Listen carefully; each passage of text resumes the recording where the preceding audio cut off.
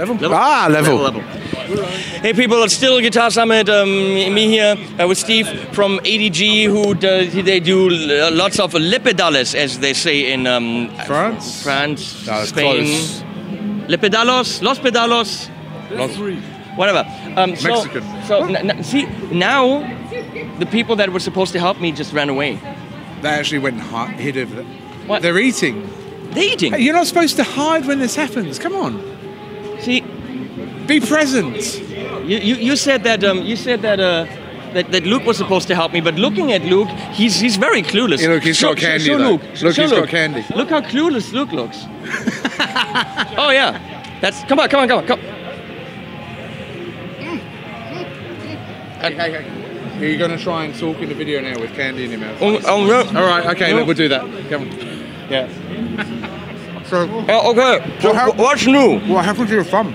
I sat on it, kind of. You sat on it? No, I didn't sat on it. I sat on it. You sat on it. I sat on it. Well, didn't you want to go away? I'll talk to Luke. No. I mean, he looks clueless, but you can go away. Where do you want to start? Right. No, there's like a lot of things. Where do you want to start? Let's start all the way over at Luke's stuff, but not talk to Luke because he's clueless. Let's start with what's familiar. Come here, Luke. All right. Come here, Luke. Use the Force, Luke. That's the first time we've ever heard that.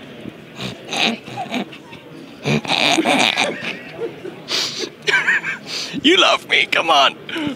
You want to have my babies? Can I just say, Mr. Cameraman, your boss is a bit of a tosser sometimes, especially about my name. More than once he's said this. How'd you like that you died in the last one? Why did your microphone smell? Pedals. Okay, pedals. Luke Hilton is the man behind other men, but also... Luke who? Luke Help Me. My name's not Luke Help Me. I said Hilton. Hilton? Isn't that it? Hilltown. Hilton. Well, I don't know you freaky deaky Dutch language over there. Hilton, like Paris. I speak the good German English. Okay. The way it's supposed to be pronounced. Moving on. Stone Deaf pedals. How you doing, Henning? You alright? Thanks for saying hello to me first before, Oh, hello, Mr.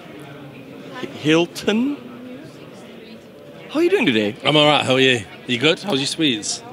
It's great. I think you should shove some more in your mouth. Right, carry on. No, I'm joking. Talk about ground.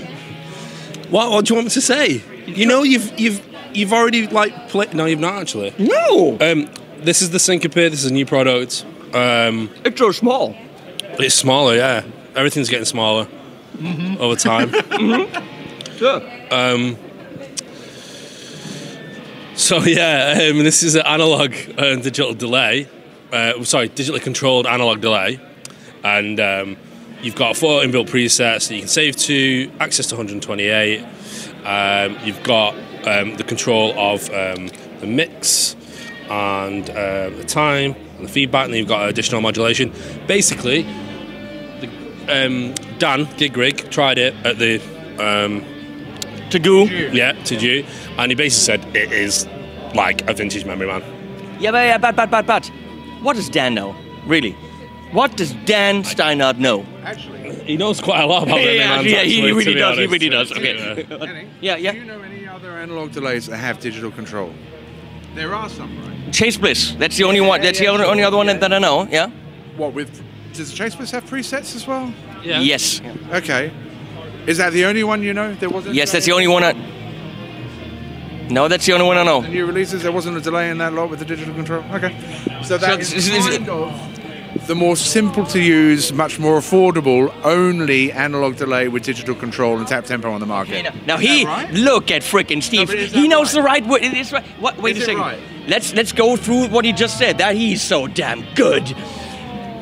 More simple to use, which yes. Anything other than Chase Bliss is probably more simple to use. Don't get me wrong, love Chase Bliss, but Chase there's Bliss a lot is brilliant. of But for me, the Chase Bliss Tonal Recall Red Knot mod is the one to beat. Yeah, it's cool. Okay, it is brilliant. Really cool. He's not bashing it. He's not bashing it. No. Joel's also really cool. But everyone knows that Chase Bliss is complex. Yeah. So, price, how much? He's the man. He's the man for the price. €315, roughly. That's recommended at the moment. 315. Okay, we are in a different price range. Yeah. Completely different price range. Presets are recalled how? Well, you've got 4 which are on the dual button push. Yeah, Oh, okay. But then also with the MIDI, obviously, you've got 128 as well. MIDI's on the side here. Yeah, on that side. Yeah. And then the expression can be assigned to mix, basically time, feedback, but then you can also assign them to the modulation and you can control them all simultaneously And you also, or individually. Yeah, you also peak out the modulation by holding down the switch as well. Yeah, so you've also got basically the feedback. You can send it to self-oscillation by holding it down. So you see LEDs ramp up. So, yeah. The LEDs are a nice addition because you know what it was set to. Yeah, exactly. It needs something to break up the orange. Yep.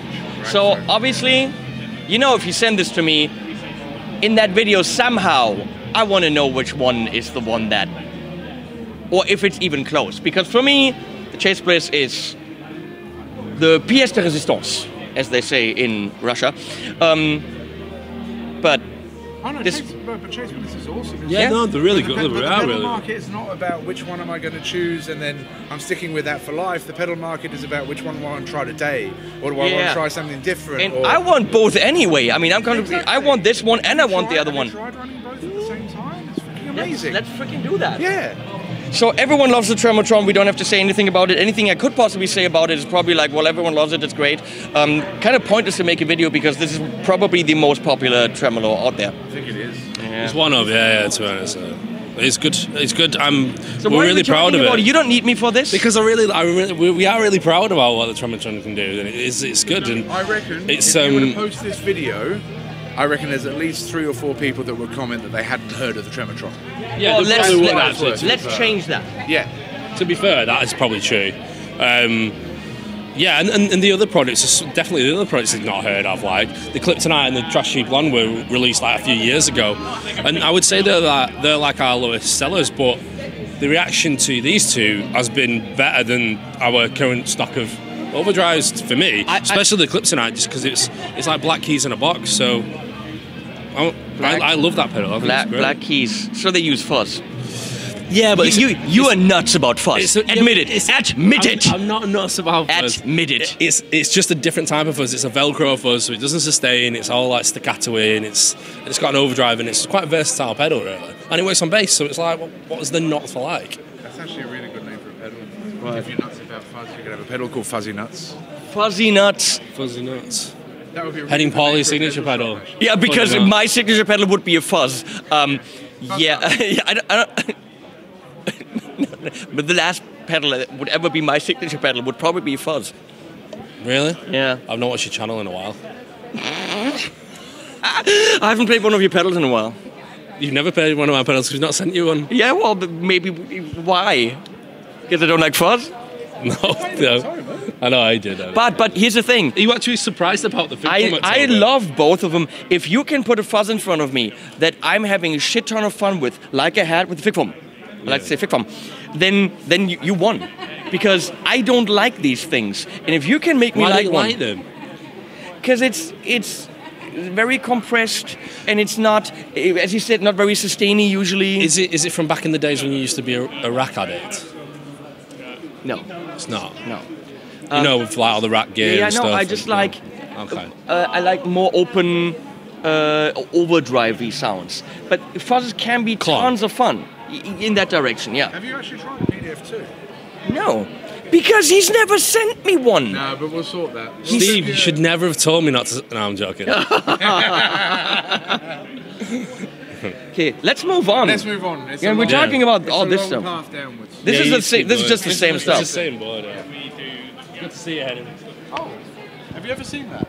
A Not that we're going to spend long on it. But Bergantino audio system. That looks like a stereo. It's actually no, it's not a stereo. It looks like a stereo. Where does a CD go? There is. Well, you can plug your little player in via USB here if you want. I don't have anything little. People don't use CDs anymore, dude. When was the last time you played a CD? I know. Well, actually, in the car, I still do. Really? Yeah. Oh yeah. You know what? That's got some validity. Have you not got a USB port in the car? I do. Okay. Well, why do you listen to CDs? Because I kind of like to. Are they not available on Spotify like the CDs? you listen I don't support Spotify. to? Okay. Let's move on from that Yeah. one. Class D bass amp head. Bergantino's been a make which has been popular in the States for many years. And it's just, the cabs weigh nothing. I'm not going to show you now, but trust me, they weigh nothing. The 112 is awesome. There's a 210 above. They also do like this 3D cabinet thing, which is really good because it sends sound out of both the front and the back. It's just cool. I like it front and back. Yeah, but we're going to wait until we're actually stocking them properly and we've got them, and you should really have a listen to that. Okay. Not that you're a bass player, but it's just something... I actually am a bass player also. Most guitarists say they are. No, I actually do get hired when I play live, more as a bass player than as a guitar player. Do you just play with Vic? No. Good boy, okay, cool. No, I actually do the whole T-Rex thing and everything. Excellent. That's so do I. I'm mainly a bass player. I'm sorry. You shouldn't be. I need reduced numbers of strings. Old Blood Noise endeavours. I've heard of them. Yeah, you have, right? I get the newsletter. So do I. Fortunately.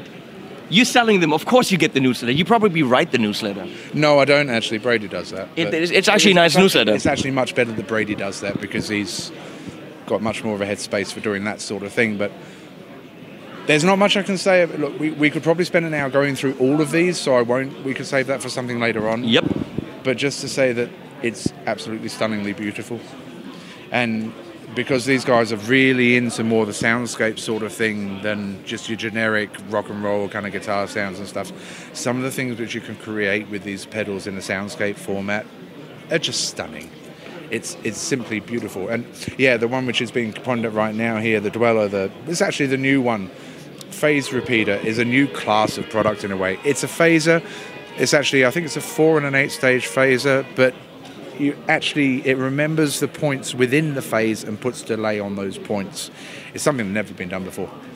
It remembers the point within the phase and puts delay. Imagine if a phase could remember itself, kind of thing.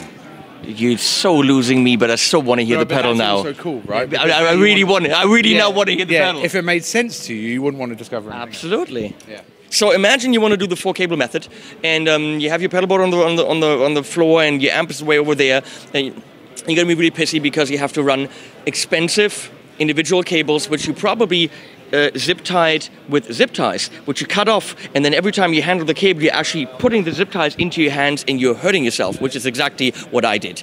When you zip tie cables and you cut them off, ouchie. So it's just a pain in the ass to run the 4-cable method, which a lot of us have to do if we want the quality. Now, imagine I give you 4 cables. Imagine I give you 4 cables, because I said 4-cable method. What's? It's only 4. You guys shut up. I only count 4. 1, 2, 3, 4. 4 and more. 4 and more cable method. So. And instead of having 4 individual cables that run to my amp, I have this little switch box, this little box here. That's next to my pedal board. There's also power, which comes through the whole cable, so you don't have to have a power strip in front of the stage. Is that correct? So that's at the amp. Oh, that's at the amp. This is on your board. I would have done. I can do it any way around I want to do. What you I like. can. So what if I want? Break the mold, Henning. What if I want this on my amp? Well, you can absolutely do that because they omnidirectional cables. You'll be a lot quieter. What? Huh? What? Because the sound is traveling in the other direction. If this is on your amp and you send that through and that's on your pedal board, then you're not making any sound. Because the sound goes in here and then out to the amp. Oh, shut up. I'm trying to actually take you seriously, and that's the problem. No. I shouldn't. You should take it seriously, because if that sits on your pedal board and that's your effects loop, it's not at your amp, and that's your relay, and it's not at the amp. Yeah. The labeling is, you're talking about the labeling. That also helps, yeah. But seriously, it is the thickest, most serious off cable I've ever seen. Look at this. Look at all these little pins. You have to move out of the light.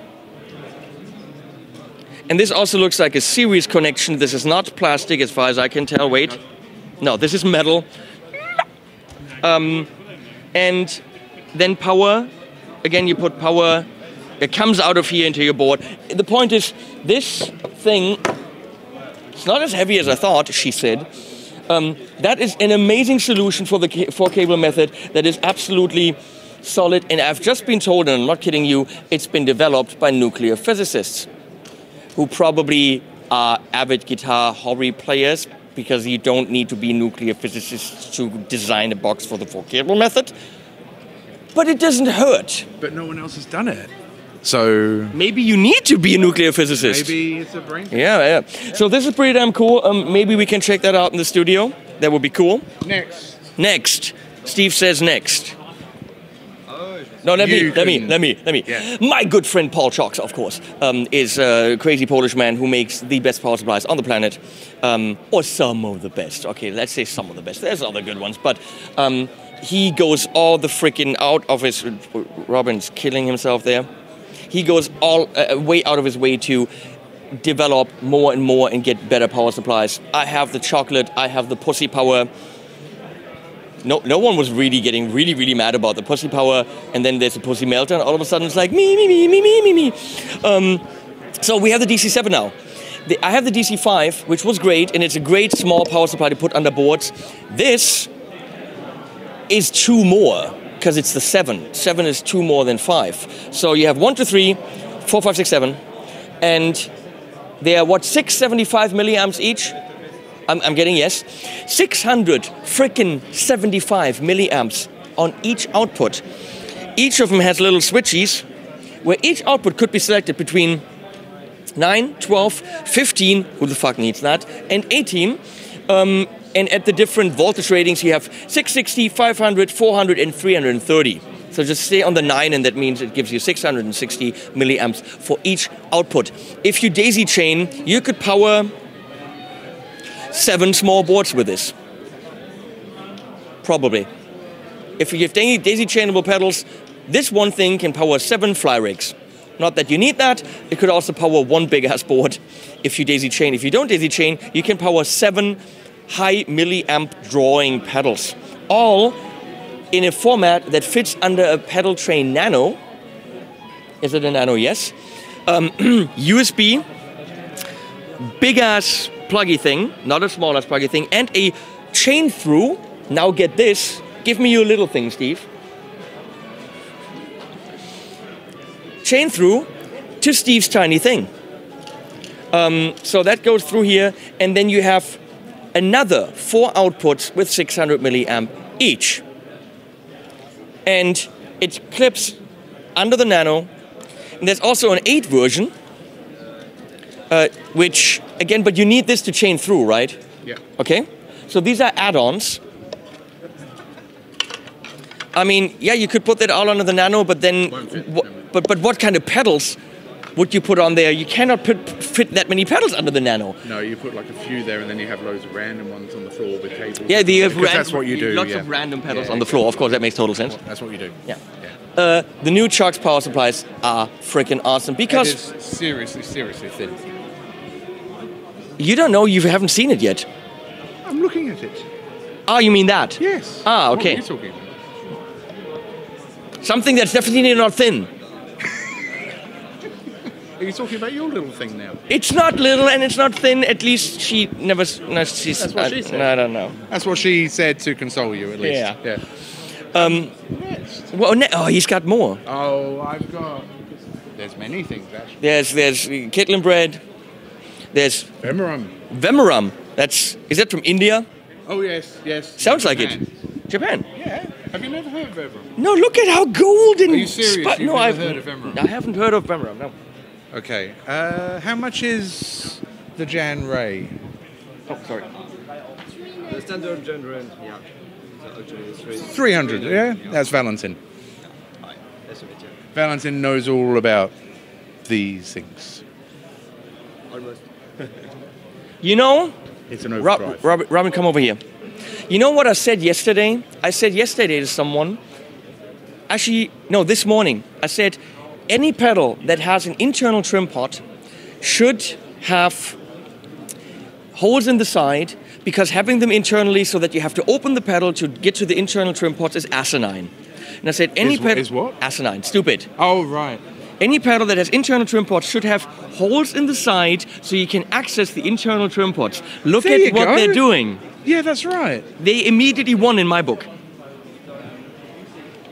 Because why would you have to open up your pedal to adjust it? That's actually really cool. This is killer. No, that's a really, really good thing. Yeah. They're internal. You don't waste the whole interface, but you can still adjust it without opening up your pedal. Yeah, that's brilliant. True. Actually, that's a really good kind of pass over to the next thing. Come and check this out. Look at him. Look at him. Because, do you know Enrico? I know Enrico. Yeah. So Enrico sounds so Spanish, and he's not. Yeah, but Enrico made the Astrospur. I'm saying you're German. Right. Enrico did the Astrospur, and it also had those internal dip switches. Yeah. And then a lot of customers were like, it's a lot of internal things we've got to muck around with, blah, blah, blah, blah, blah. So then he made this. He made a lot of external switches. Holy so fuck-hola! Outside. And it's probably a good thing that Enrico tells you a little bit about this one, to be honest, or Veland over here. But that is actually how we started the concept, is like getting the internal dip switches out, putting them inside, but then also it's stereo phasing. It's a beautiful thing. I'm going to ask you what I ask many amp manufacturers. What amp are you going to put that in? How many? Any. No, because there's no stereo amps on the market. No one's making them. Oh, 2. Orange Rocker Reverb 32.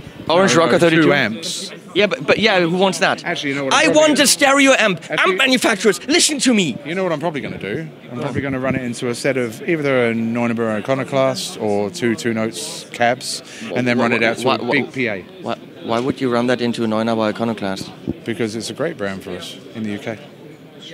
I'm not going to comment then further on that. I'm a UK guy. We sell lots of them in the UK. It's an awesome cab modeler. You don't like it? If you're running a preamp and a tone stack up front, and you don't, why don't you like it? Because you want a stereo amp.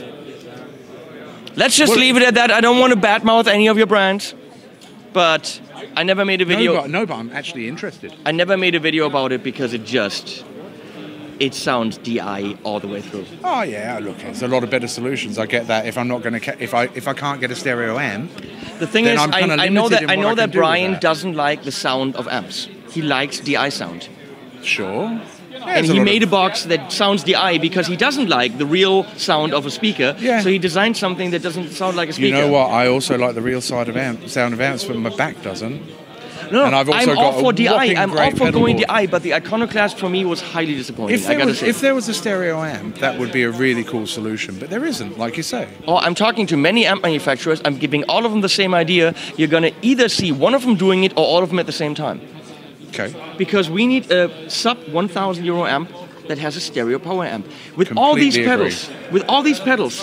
Completely agree. Orange Rocker 32 is a brilliant stereo amp, but it's a combo. We need a head. I actually agree. We need a head that's a clean channel. Especially, look, so many people are buying pedals because of also the increase in stereo imaging and the experience of stereo.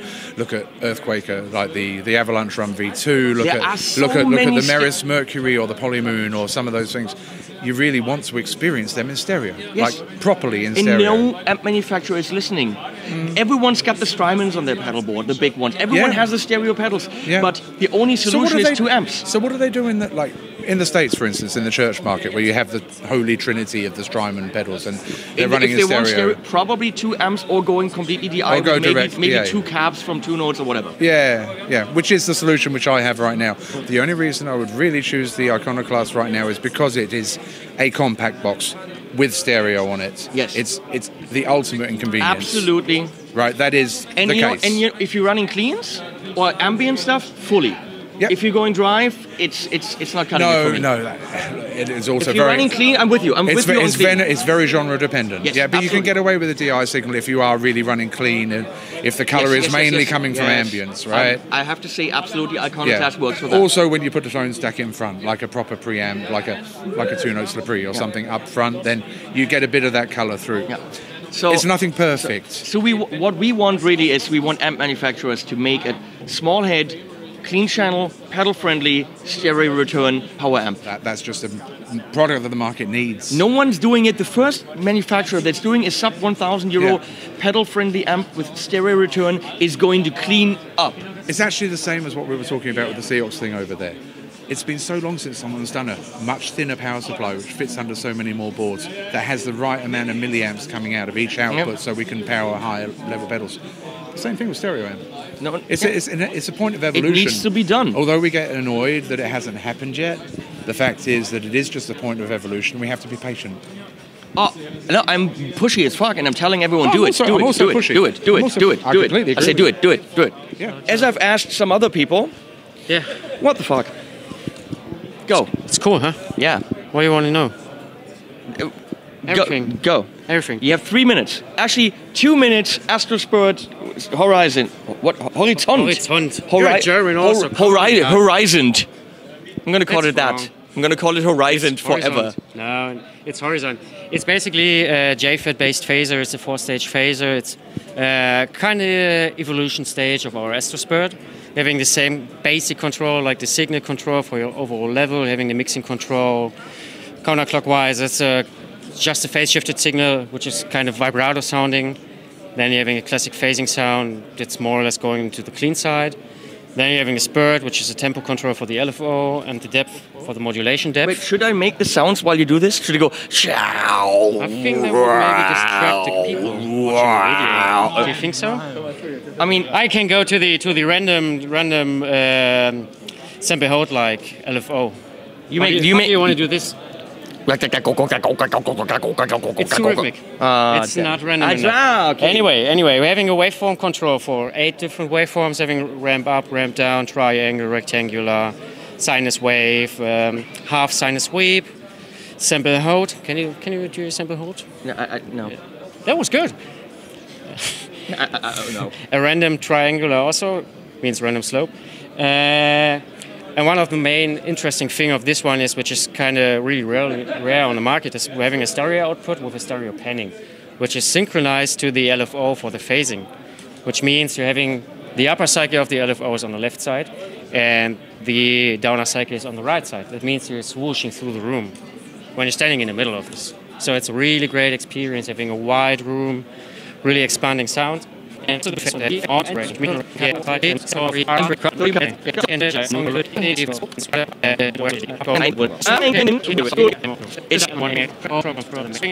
didn't get it done in time, so we have to actually do a new file because of you.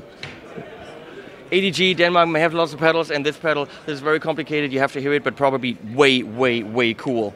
It is. Oh yeah, It is. sexy. You have to try it out. Yeah, your thing is big. That's what she said. Animals at the end. Bye bye.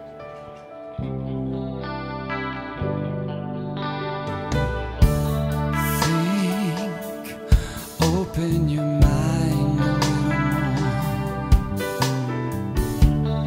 Breathe. Open your eyes and look around. Feel that you are part of something else. Come. Now we travel through both time and space. See the beauty this world has made through the state.